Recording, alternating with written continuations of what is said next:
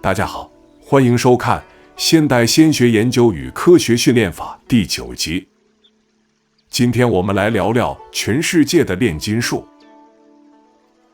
炼金术是位于中世纪一种化学哲学的思想和始祖，是当代化学的雏形。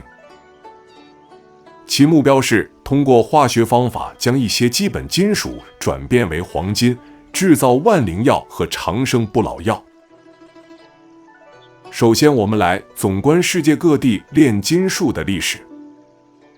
西方最早的炼金术著作是假借德谟克利特 （Democritus） 的名字所著。早期西洋炼金术士所广泛传播的思想，是一种非常原始的观念，即金属是两性生殖的产物，而金属本身就有雌雄之分。在伊斯兰炼金术中，体现了一种关于本质的哲学，它与古希腊赫尔墨斯的哲学和中国的炼金术，以及关于矿物和金属转变成金的特殊原理都有密切的关系。炼金术在中国古代称为炼丹术，并引用许多道家理念，有不少提及养生和修行的理论。相较于西方炼金术，中国的炼丹术更为关注如何达至长生不死。在佛教和婆罗门教中，可以将铜变成金的想法可能被用作精神转变或启蒙开悟之路的隐喻。在这些传统中，黄金通常被视为纯洁、智慧和精神丰富的象征，而铜则代表人性中比较阴暗的层面。因此，将铜变成金的想法可以代表将低层次的小我转变提升为更高、更神圣存在的一种方式。现代科学已证明炼金术是不可行的，但西洋古代通过炼金术，人们积累了化学实验的经验，发明多种实验器具和认识许多天然矿物。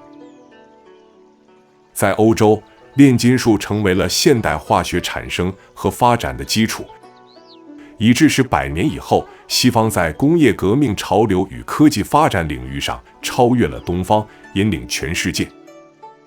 接下来，我们来介绍鼓风炉。鼓风炉是一种溶解金属的炉子，用鼓风机自下部送风以助燃烧。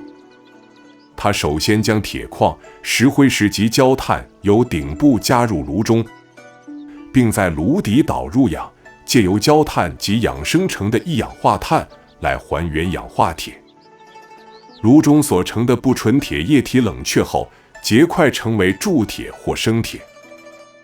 我们可以研究一下鼓风炉的结构，然后和人体的结构做个比对。鼓风炉的顶部是加入矿石冶炼的地方，相对应于人体的松果体部位，在道家称之为玉鼎，是精炼杂质的地方。而下部送风处相对应于人体横膈膜的部位，道家称之为金炉，是控制能量火候的部位。古代炼金术士、密修者，不论东西方，都是基于人体身心的协调运作，锻炼松果体，达到超凡的圣人境界。所以，不论东方人种、西方人种，人体结构与身心运作的原理只有一个。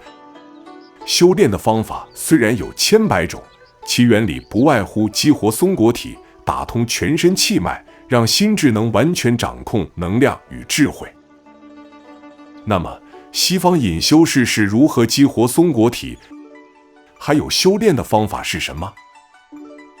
在西洋仪式魔法文献中记载，隐修士会选择在山林离群所居之处盖一个专属的祷告室，在东方就称之为关房，也就是闭关专修的地方。隐修士除了睡眠以外，所有的时间都待在祷告室，每日的生活就是专注的读经、祈祷、图腾冥想与赞颂上帝，或遥呼上帝与圣天使之名。对应在藏密闭关修炼的系统，仪轨等同于西方的祷告，观想等同西方的冥想，遥呼上帝与天使之名等同持咒或持佛号，其激活松果体的原理一致。也许我们仅认为东方咒语有特殊的能量与加持力，事实上，遥呼上帝与天使之名也同样有强大的效果。只要自己拥有绝对的信心，就能获得上帝与圣天使的加持庇佑。现在来介绍西方隐修式的冥想内容，其中一项就是卡巴拉观想。卡巴拉图腾为一种抽象的宗教图像，它最初在古代希伯来文中被使用。它被设计用来描绘神圣知识，如数学、哲学和神学，以及它们之间的关系。卡巴拉图腾是由一系列圆圈、圆点和线条组合而成的，这些部分代表宇宙中的各种元素，如人、物质、时间、空间和精神。而它们也反映了神与人类之间的关系，以及人类与宇宙之间的关系。卡巴拉图腾通常被用于宗教修行以及宗教仪式的背景，以及用于提升心灵的思考和灵性洞察力。卡巴拉的观想方法就是以卡巴拉图腾对应于身体的部位做图腾观想，就如藏密在心轮观想种子字一样，并持诵图腾相对应的神圣名称，如持咒一般，以聚集能量打通该身体部位的气脉。不论东方或西方的神秘学，其操作原理皆相同。东方炼金术，也就是道家仙学系统，其修炼的历程总分为3个修炼阶段，即炼精化气、炼气化神与炼神还虚。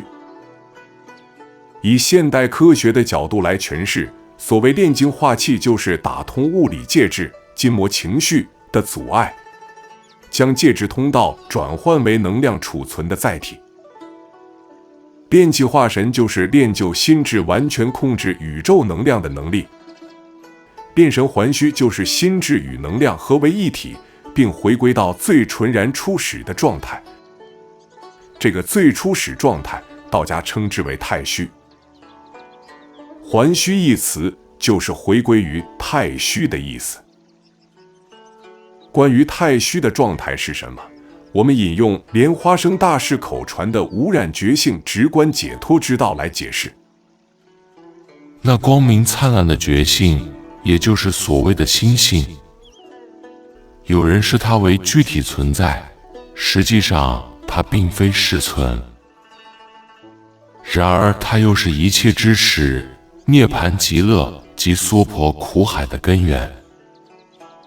它一向被密宗11学派所推崇。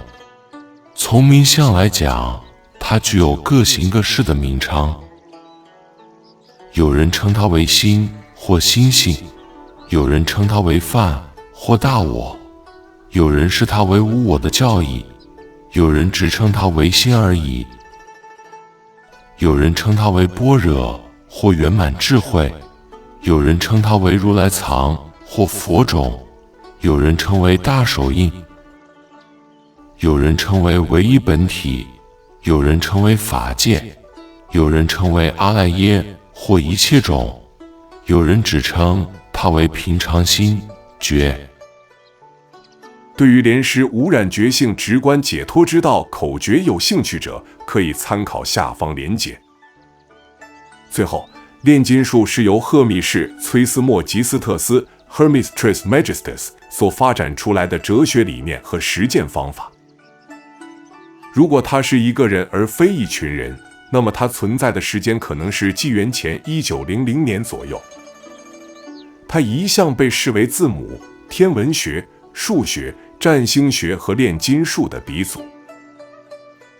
他的秘密教会只透露给一些来自远方、有诚意、认真学习的学生。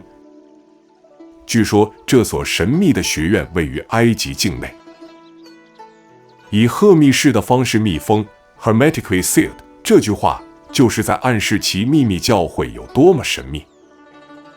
他的教诲是由老师以口耳相传的方式传授给学生，一般称之为卡巴拉密教 （Kabbalah）。